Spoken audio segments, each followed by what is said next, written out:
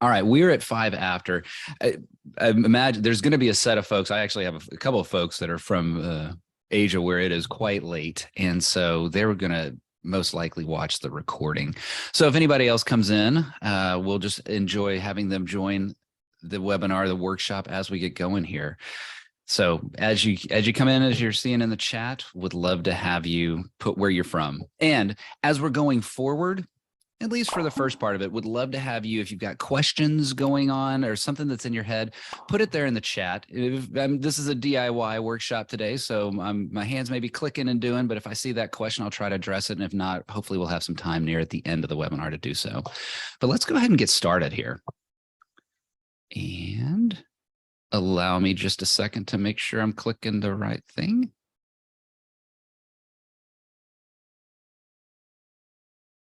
All right. So I am Rick Denton, and if you've heard the podcast, you've heard this phrase before, but I'll say it again. I believe the best meals are served outside and require a passport. Very true indeed. Today, we're going to be talking about Total Voice the Customer and finding that $50 million in the company couch cushions. If you're just joining, go ahead and put where you're from in the chat. Would love to know where you're from. And also any questions that you have, go ahead and put those in the chat as well as we go through it today. But if you heard nothing else, if you said, I only want to participate in 5 to 7 minutes of this workshop webinar today, look at this, scan this. What I want you to walk away from today is Total Voice the Customer, stop, survey, and score. Start, listen, and act. And so here you see a couple of QR codes. You can go to the Total VOC webpage where you can get more information about the Total Voice the Customer approach. There's also the YouTube channel for CX Passport, along with the podcast itself, the audio version of it at cxpassport.com or any of your fave podcast sites. I do have a request for everyone here. If you haven't already signed up for the newsletter, please do so at cxpassport.com. And please, to help advance the sharing of this, would love to have you mash that subscribe on the CX Passport YouTube channel. You'll see a lot more video content coming out there in 23, and follow on your favorite podcast site. Hello, John from Raleigh, North Carolina. I will not tell you where I went to school so that you stay on this webinar, but I suspect that you and I might be rivals. But I'm glad to have someone from Raleigh, North Carolina. What are you going to learn today? You're going to learn how to avoid a $50 million career mistake. Now, it may not be in your career a $50 million career mistake, but Total Voice the Customer, as I'll share with you at the end of the webinar, resulted in a $50 million gain for a company by using this approach.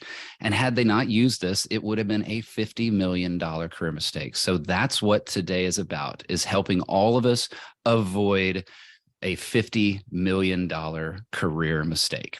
But I want to start off by telling a story. And I suspect it's a story that many of you may have experienced as well, especially if you're in, near, around, adjacent to the customer experience world. I was consulting for a client, and I went to one of their monthly business reviews, and we got to that customer portion of the meeting, and I was all excited to see how they handled it. Now, it's a separate story for me to tell you how long it took them to get to the customer portion of the story, but I'll save that for another webinar, another conversation sometime. Well, the scores had gone up. Yay, CSAT, NPS, all the scores went up, and the room was full of smiles and a lot of claps as well. And I eagerly awaited the discussion. Well, there wasn't any. They moved on to another topic, which completely fails my memory. It could have been something about the landscaping budget or something. I don't understand what happened. This is a company that told me they were customer centric. They were focused on the customer. We care about the customer. The customer is why we're here.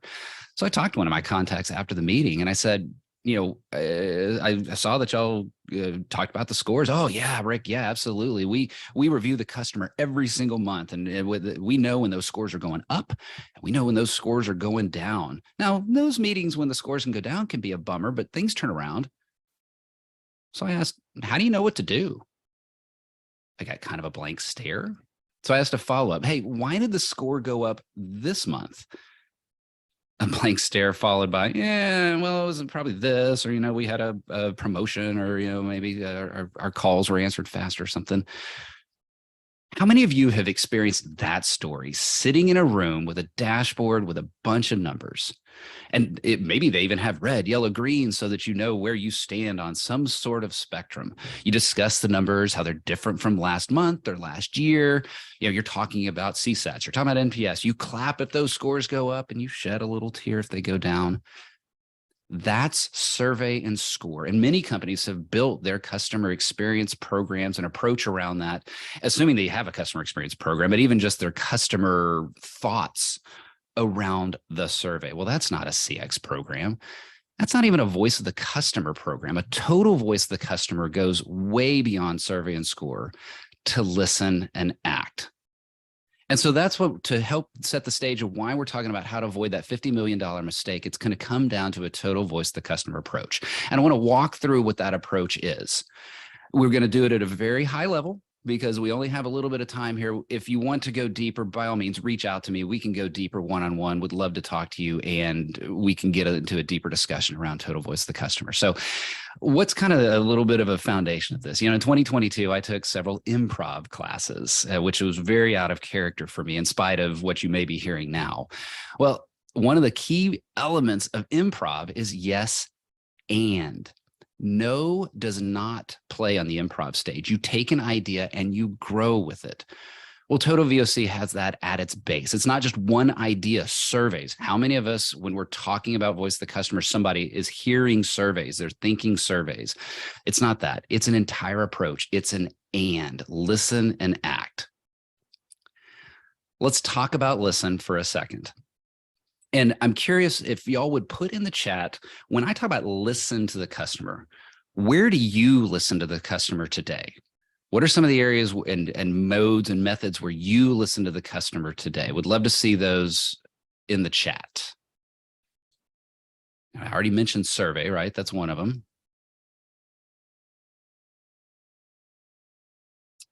Now, don't make me call on folks and bring you off camera. Interviews.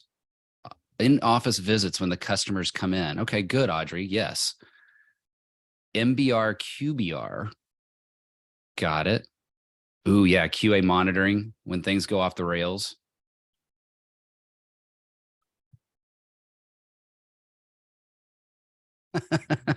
And I see that we have some thievery of ideas already taking place, and that's fine. We actually would want to have the shared sense of ideas. There are a ton of places where the customer speaks to us, right? The approach of listening to the customer is not just surveys. It's social media, it's reviews, it's QA monitoring, MBR, interviews, in-office visits, it's call listening. Now, it's also beyond some of those things. It's things like usage and behavior data. Did the shopping cart get abandoned? What are they doing inside the store? Watching them, how they walk within the store, what that looks like. One of my favorite listening posts, and I talk about this a lot, is the front line. And I know the front line means different things in different companies and different industries, but so many companies overlook the front line, especially if we're talking about a contact center. So many contact centers are viewed as cost centers, when really, if you do a contact center right, they are customer insight centers. And if you are not today, and not just you, the participants of this webinar, but in general, if you are not actively soliciting and getting that input from your front line and then sharing it back with the front line in a collaborative way, in a co-design of solutions sort of way, you are missing out on a rich pot of gold for listening to your customers. So listen's the first element, but I mentioned a lot of these things about listen, but I want to tell you another story. And I had Katie Miller, who is the head of fan experience for the Orlando Magic, on the podcast. And this is like a year and a half ago. It's been a while. But she told me an interesting story about how they listened to the customer and had a bit of a surprise there. So in survey after survey, customers, and primarily their main focus were the season ticket holders. They were interested in the individual attendee as well.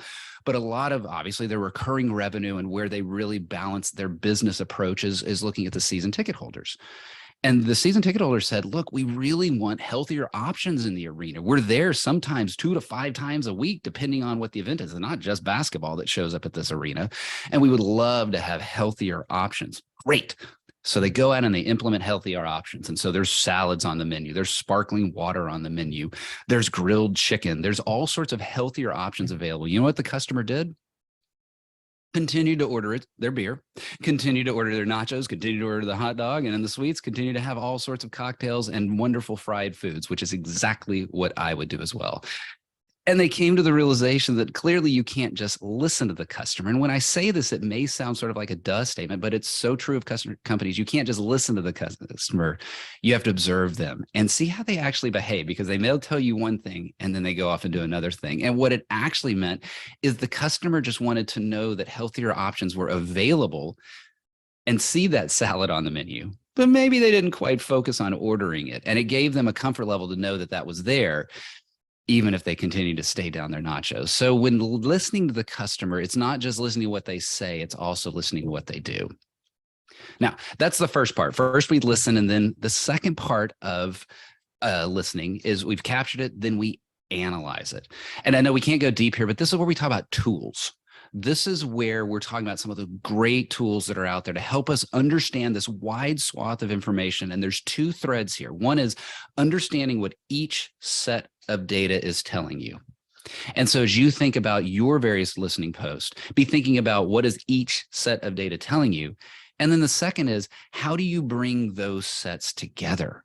You know, for example, what was the sentiment of the customer when a particular upgrade was released, or a new product in the store, or a particular event at the hotel?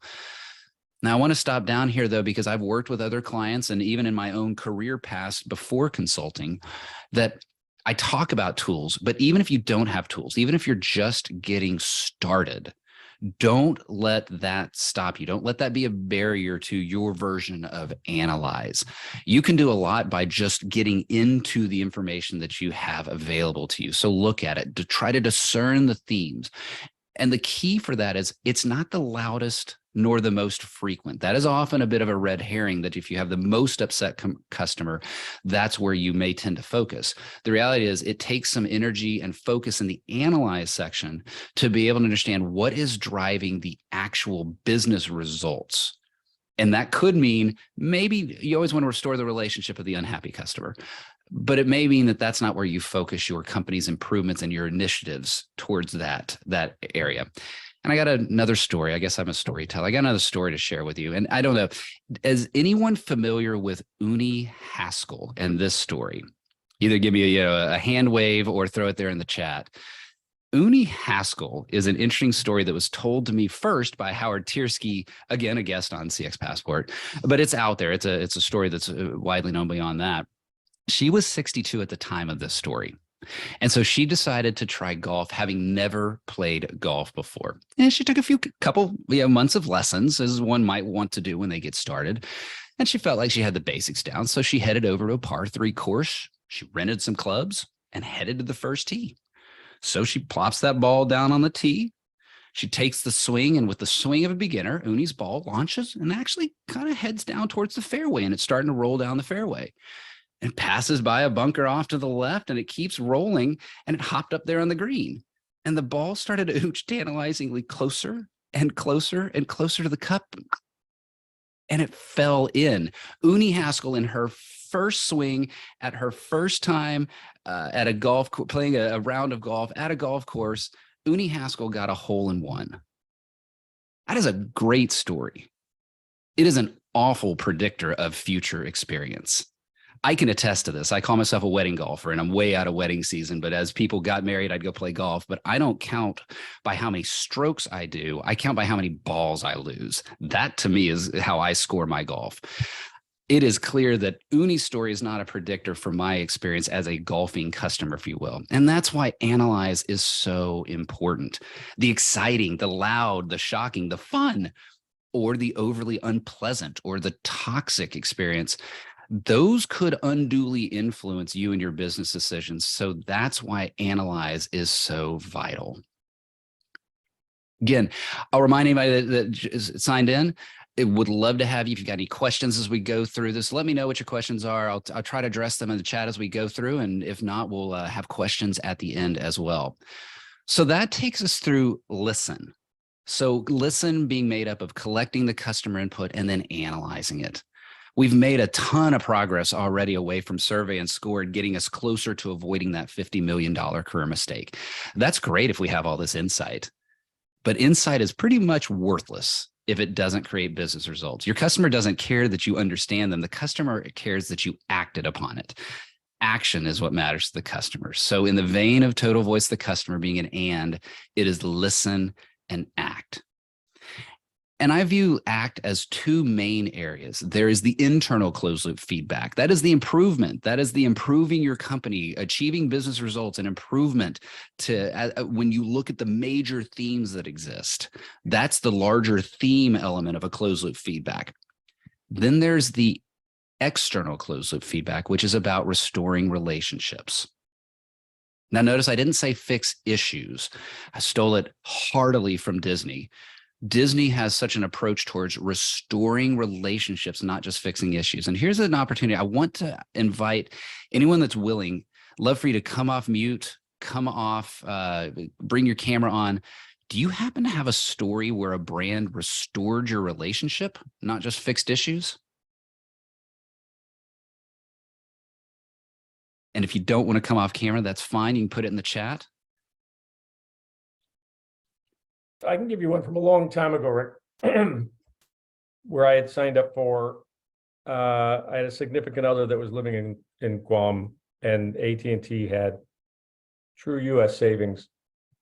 And my first phone bill came in and it was about $1,300, and I called AT&T and I was like, Guam is a US territory. And they explained to me that I was wrong, but they went ahead and said the magic words that I love to hear. What would you like us to do? And I gave them a number and they said, done. And what did that do to your relationship with AT&T? I stayed with them way too long. Now, what surprises me with your story, Buzz, is, and I say this, oh gosh, I hope I don't have any AT&T folks on the call. I live in the Dallas-Fort Worth area, and AT&T is headquartered here. It's not well known for its customer service and approach to customer experience. So yours is one of the first that I've heard that's a positive. Why do you feel like that restored your relationship? Well, I'm a T-Mobile customer now, so it didn't permanently restore. Oh, sure. I just, the policy was in their favor. Yeah. They just took a minute and they listened and they came back with the magic words. And whenever I hear a company say, absolutely, let's get this correct, what would you like us to do? That's usually when I'm pleased with that company. That's awesome. You said something in there that I want to expand on a little bit later, but Buzz, thank you for that. I'm glad that you shared that story. You said they listened to me, and this is a bit off script. It wasn't part of what I was planning to talk about today, but we have one of the most important things, or I would say it this way. When something goes wrong, does a customer want most of all? And it is to be heard, right? We've heard that, but it's so hard to put that in practice. I've got a little story to share from my Disney experience. And yes, of course, Disney is going to be the epicenter of a lot of things, certainly highly regarded in general. They've failed a lot of us, but in general, Disney is viewed as one of the top deliverers of overall customer experience. And so I went there, and my children are university or senior in high school age. So this is a while ago. They were elementary school age at the time. And we were the classic family that had done a week there. We were on our last night there. The fireworks show had finished. But there was one ride that my daughter really wanted to go to.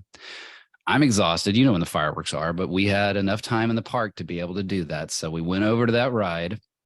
And we waited, and that's okay. Waiting's fine. And I won't belabor the point, but through a series of errors, Disney really sort of failed the experience on that ride. The ride broke. That happens. I'd rather them not put me on a ride if it's broken than put me on it. And well, the cascading waterfall becomes a little more exciting than it should be. But through a series of errors that involved communication and not being particularly clear about it, it was sort of a failed experience. And it was also sort of a failure because as a dad, what do you want to do when you're taking your kids to Disney? You want them to have an amazing experience. And that was the last night. I see my daughter so upset not being able to go on this ride. And she's elementary school. She's tired. There's tears, all of that. We go back to the hotel just dejected.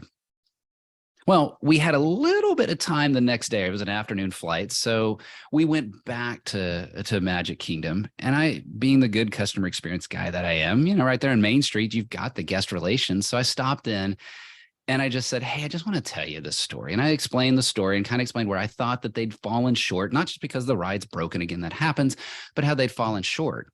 And I could tell the guy was attentively listening to me, but he didn't say a word to me after I finished. He squatted down, came around the desk and looked my daughter eye to eye and said, you really wanted to ride that ride, didn't you? Mm-hmm. The sheepish kind of second grade sort of cutesy sort of look that she gave. And he started this conversation with her about what she was enjoying at Disney and what she wanted to do at Disney, and had this full conversation with her, all the while ignoring me. I'm just looking down going, what the heck is happening? And he asked the question at the end. He goes, well, who's your favorite Disney character? And she answered. And so he got up, went around to the back and came out with just a small little plush toy, got down and handed her to this plush toy and said, I hope that name will be able to give you a better day today. I hope that this gives you a better day. And he stood up, popped up, looked me in the eye and said, hey, here's some passes to get you right to the front of the line today. I know you're flying out today. Would love to make sure that you and your daughter get to experience that ride. Oh my gosh. I was so delighted by that moment because I got to be the hero, the dad hero that was able to get his kid on the ride, and she was able to have a spectacular experience. But the difference between fixing issues and restoring relationships was made crystal clear to me right there. And I come in and told the story. And the guy said, oh my gosh, I'm so sorry about that. I can't believe that happened. We certainly not the Disney way. Here's a fast pass to get you to the front of the line. Hope y'all have a great trip. See you next time. Well, that would have fixed my issue. That was great.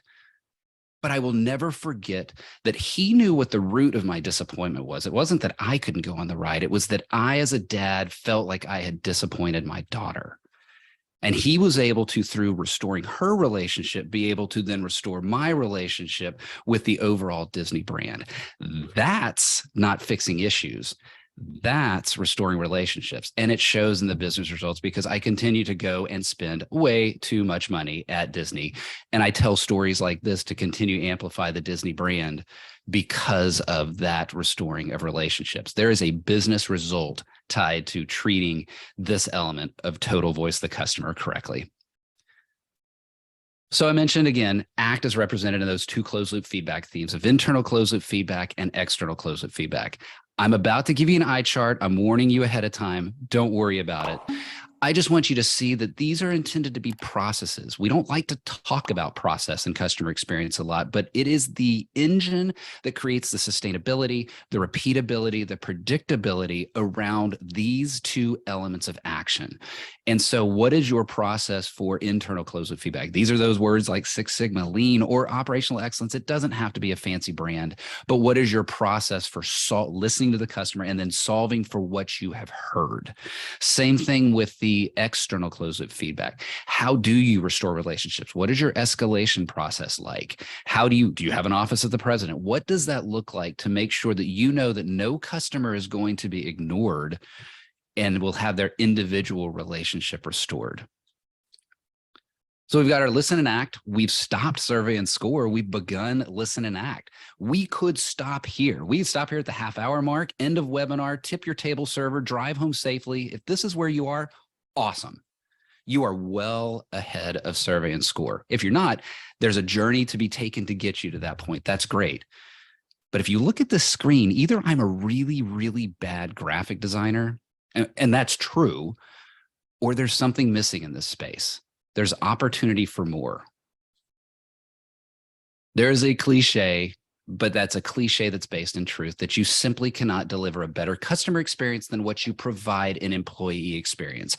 And the last theme is how total voice the customer will drive employee experience and, when done right, employee engagement, driving you closer to making sure that you don't make that $50 million career mistake.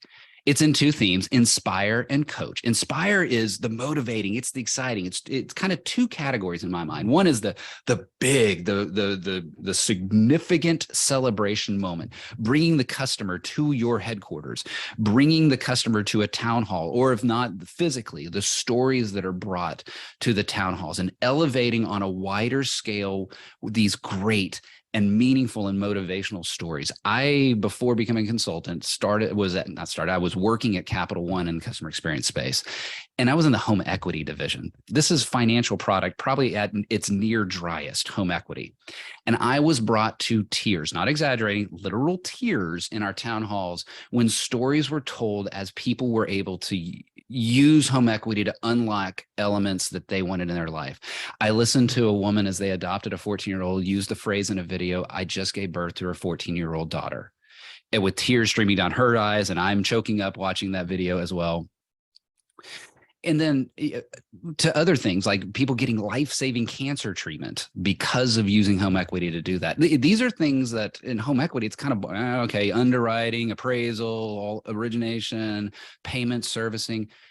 But if you think about it from the customer perspective, what the customer is getting out of it is incredibly motivational. And so the voice of the customer will be used to inspire. Now that's the big, but maybe you aren't doing town halls. Maybe you can't do that every day. It's also the small. How are you celebrating the individual employee? Do you have a fan mail wall, either virtually or physically, where great customer comments coming in are shared amongst a team, and in the team huddles that are happening each day? Does it start with a customer story? How are we celebrating the various people and what they've done to do great things for their customer? And I've got on totalvoc.com, there are some things where you can go look at and just get some inspiration. There's some downloads that you can grab to get some ideas on how we've done it in the past. And it is an incredible tool to inspire. Getting your employee engagement using customer and the voice of the customer to drive that forward is such an important part of Total VOC. I mentioned a second thing, and that's coach. And I want to first define coach. Too often in business, coach means, ooh, I'm going to coach you, the negative, the pejorative. That's not what I mean by coach. I mean, visualize what you think of as your best athletic coach, your best artistic coach, your best musical coach, your best business coach. They're there to help amplify what you do really well. And they're also there to help you identify areas where you can grow. That's what I mean by coach, and using the customer and the voice of the customer to coach helps move that forward. I want to tell another story about coaching and how voice the customer not just helped an individual, it helped all of us in a particular company realize how to get better at what we were doing. And so this is, again, a home equity story. And if you can imagine the process, there's a lot of the process that involves getting documents turned in on time. And if you don't get documents turned in on time, then perhaps your loan is abandoned and the like. And so it's important to move things forward, if you will. And so a person called in, and I'm going to do a little playlet here for you. And that person called in and said, "Hey, I'm really sorry. I meant to get the documents in. I know you told me that I had to get it in last Friday. I know I'm a week late." And their voice kind of started to choke up. You could hear it on the call. "My uncle died last week, and I was super close to him, and, trying to help my aunt get all the arrangements ready. And it completely slipped my mind. I don't know what I'm going to do without him, but I will do everything I can to get the documents into you as soon as I possibly can." "Oh, okay, well, if that's what you got, then by all means, just get those documents into us the next week and we'll be set there." All of us just gasped. How on earth could this agent have treated that call so impersonally? And so as we went to go talk with the agent, we had the conversation with them and said, "Hey, listen to this call, the person, the emotion, all that's behind that." And the agent looked at us dead straight in the eye, and you could see that she was disappointed too. And she said, "You told me I had to be professional."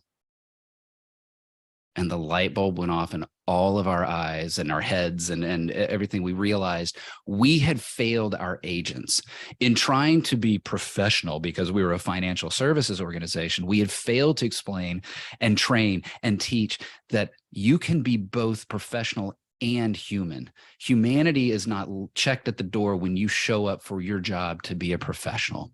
And with this agent's permission, we were able to tell the story across the entire the division. We were able to upgrade our training to bring more empathy into it and help explain that professionalism is not the same as lack of humanity. And because of using the voice of the customer, the call listening, the actual customer's voice, we were able not only to help improve this agent, we were able to improve all of the team of agents that were in the company. So how does this help you not make a $50 million mistake? You're wondering, yeah, isn't that what you told me about, right? That's why I'm here to talk about $50 million. I want to talk about a specific client. And it was a financial services client that found $50 million in their couch cushions. And I'll explain that in a little bit. Cancel rates were at X%. And as hard as they tried to save customers, customer calls in and cancels, oh, well, what can I do to save you? The rates simply would not budge and were actually trending down, worse.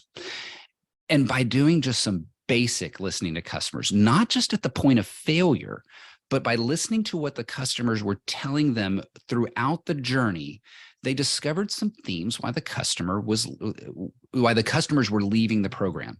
What you hear there, you heard the listen part of it, the collect, the analyze, they discovered those themes. So the company built an escalation process that was designed to restore relationships before they got to a cancel point. They put in some ways to predict when the company was falling short on what the customer needed. They put in some onboarding to help improve the process of the customer onboarding to be able to explain the downstream processes clearer. They put in they changed some of the videos that they used and the ways to communicate with the customer. So by that, I'm explaining they had both the external closed loop feedback, improving how they restore those relationships, and the internal closed loop feedback, how they improved their company. And then using call listening, they found really great stories of customer joy to amplify, to get the employees engaged again, because there was a little bit of a morale kind of challenge as this cancel rate was really going in the crapper. And so by using the voice of the customer to listen, to act and engage, cancel rates immediately. And when I say immediately, I'm talking about like within weeks, really started to improve. And over time, and I don't mean a long time, these rates were dramatically and sustainably improving. This was not just a flash in the pan. It ended up creating $50 million in revenue that was walking out the door. And so why do I say it's couch cushions? Because you didn't hear a new product in there. You didn't hear a new promotion. You didn't hear a discount. You didn't hear a new business line. You didn't hear anything new. It was existing. They were able to, by looking in their couch cushions, were able to find what the customer was telling them. They were able to act upon it, and they were able to engage their employees as a result. And so this client was able to avoid a $50 million career mistake by using total voice of the customer. So that's it. It's listen, it's act, it's engage. You listen by the collect and analyze. You act by the external closed loop feedback, the restore relationships, improving your company with the internal closed loop feedback. And you engage by inspiring and celebrating your employees. You might not be hitting holes in ones.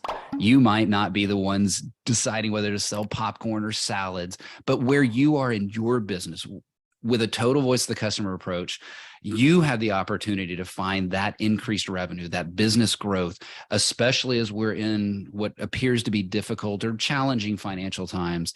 This is a source of business growth for you, the total voice of the customer approach. It's the foundation to create that great experience. I do want to put that slide up again for anybody that wants to go to Total VOC, subscribe to CX Passport, and then also follow and listen to the podcast itself. But this would be a great time if you have any questions, would love to know any of your questions that you have. And feel free to come off mute, come off your camera, ask the questions, or put them in chat if you'd prefer. There's no way that I communicated this 100% clearly, so I would love to know what questions you might have coming out of this.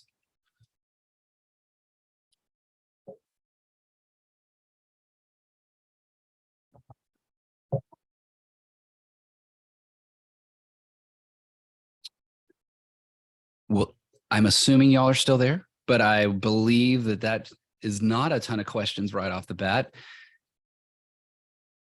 I'll ask this, and by all means, feel free if you don't want to. Have you applied any of these elements of Total VOC successfully? I'd love to know your story. whether it was branded Total VOC or not, that's just my brand. How have you done some of these things successfully in your company?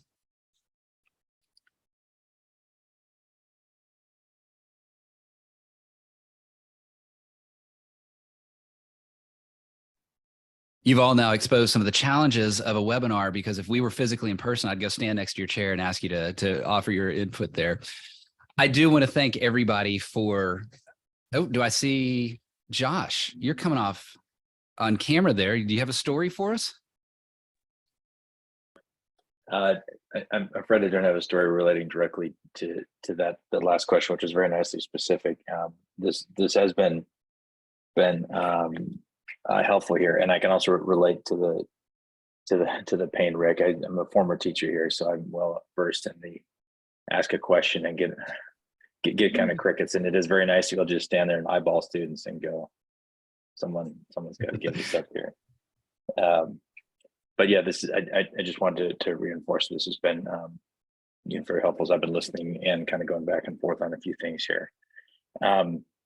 I did join a few minutes late, so kind of apologies if you addressed this early on and I missed it. But one of the things, and speaking maybe on behalf of some of my folks who I know are on this call, I don't question the value of VOC, but I wonder if, well, let me put it another way. A thing that a lot of our clients, I know, will ask us, I'll say clients here, you say partners, but clients is probably closer to the point. Be really great if you guys could help me with VOC. Okay. Well, what do you think VOC is, client, right? And it's exactly to your point. I think a lot of it is, well, I need analysis from the feedback, right? Or I don't really have tools or mechanisms to capture this. I'm not really capable of running NPS unless I do it through a ticketing system or some other sort of crude workaround. I'm trying to justify the spend, or when we plugged in Qualtrics last year, it was way overpowered for what we needed. We canceled it, we're not spending again. So I guess to kind of navigate through that, what's your approach or sort of broad ideas towards helping to guide clients towards the right tool set that will help them capture the sort of insights they need, help you get the materials and information to slice and dice and surface the insights, and then talk about it and show them where it's going, versus if you can kind of just figure out how to start copying this into a G sheet times 1,000 contacts a day, that would be helpful, right? Or we plugged in a $1 million platform, quote unquote, last year, didn't work, 25 people got fired, we're not doing that again, right? So giving you two kind of polar opposites there, but kind of the middle ground, right? Yeah, I think both of those come back to, and it obviously depends on the specific situation. So I may be speaking out of a scenario that isn't quite what you had in mind. It's going to sound so cliche though, as I'm thinking as it comes out of my mouth, but it's not like, I like to ask, so why did you buy that tool? What was your actual business objective? And if the answer was, well, I wanted my NPS score to go up. Why? And I keep being somewhat annoying, and I'm not talking about the 5 whys, that's 1990s, but the idea of getting a sense of what is your business objective. I've even stopped calling myself a customer experience consultant at times, saying I'm a business growth consultant, because it's for the sake of the business is what businesses want to spend money on. Now, at my heart as a human, I just want it to be better so that customer experience and customer services is better anyway. But really probing at, what is your business objective? Are you actually trying to cut costs? Are you trying to grow? Are you trying to understand whether you can put a new product in a new area? Whatever the scenario is really understanding the fundamental goal. I try so hard to do that before getting into the tool conversation. I have found it funny, as a bit of an aside, and I love Qualtrics. I have nothing ill to say about Qualtrics, but I think a lot of companies may purchase a tool like Qualtrics and not know what to do with it. And so I've actually found a fertile ground in consulting to come in and go, great, you got your tool. Now here's how you do a voice of the customer approach. Tool is not voice of the customer. And so along with business goals, I think definition setting is also helpful as well. Just like you said, they say, oh, we want to improve our voice of the customer program. You find out it's surveys. Helping redefine and maybe instead of actually define what a sincere voice of the customer, or forget that for a second, what a customer approach actually is. So I'd say that kind of both the really understanding business goals and really redefining the terms of what we're even talking about when it comes to customer experience and voice of the customer. Does that answer your question? To at least take us forward a step? Right. Yeah, no, I think we're on the same page here, and I'm with you. I pick Qualtrics just because actually it's a good case in point, right? There's a good tool set, but again, it's a bit of like, it's not cheap. Far more horsepower than probably a bunch of folks need. It's hard to justify the cost if you didn't have a clear plan for how you're going to execute and implement it, right? You know, so it's kind of a common mistake. We went out and got, we would have been fine with the V6. Instead, we got a V8 with a supercharger. Now we're in a tree, so that kind of scenario, right? I think I'm well aligning with you in terms of what are they trying to accomplish, but also, trying to help them understand, and maybe this is another vector to it. And I'd love to continue this conversation, maybe take you up on that in another, absolutely, another format or something. But it's interesting to me. So maybe this is more of a comment than a question, but it's interesting to me how difficult it is to show a client the value of an investment into a VOC program when they come to you saying, we want a VOC program, we want this analysis, we want everything. And I suspect the answer is somewhat the same, but are there any other sort of angles you would have? And again, maybe takeaways for others on this call here is to sort of say, well, gosh, we really want VOC insights.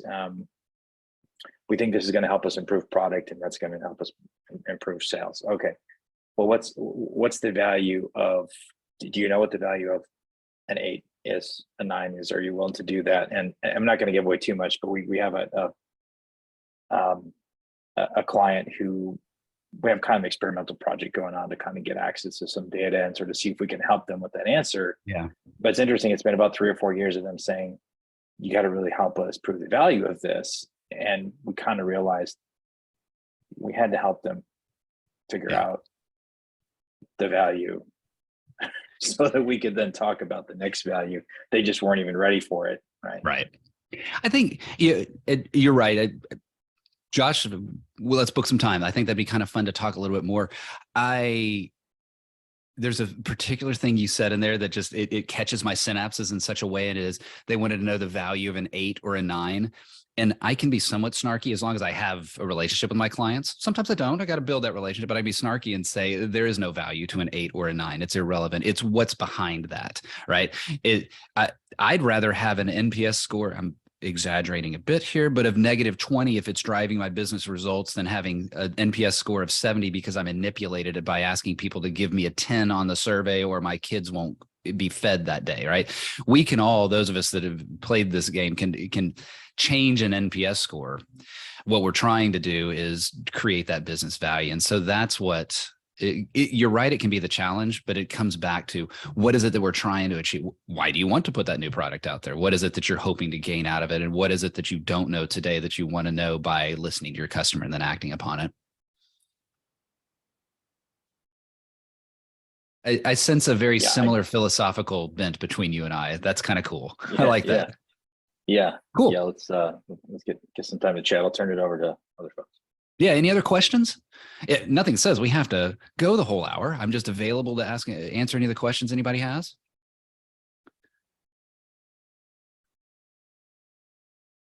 All right. Well, I'll put that in closing. I'll put that screen back up there. Should anybody want to use those QR codes, or tell me later, Rick, they didn't work. Some of this is DIY, right? I thank everybody for being here. I really appreciate y'all being a part of this. As always, by all means, reach out to me. You can actually book time directly with me on the website, ex4cx.com, or you now have the ability to get in touch with me and we can just set up some time to talk further. Would love to continue that conversation and learn from you as you go through your voice of the customer journey. All right, everybody. Have a great evening, afternoon, morning, wherever you are in the world. Thank y'all so much.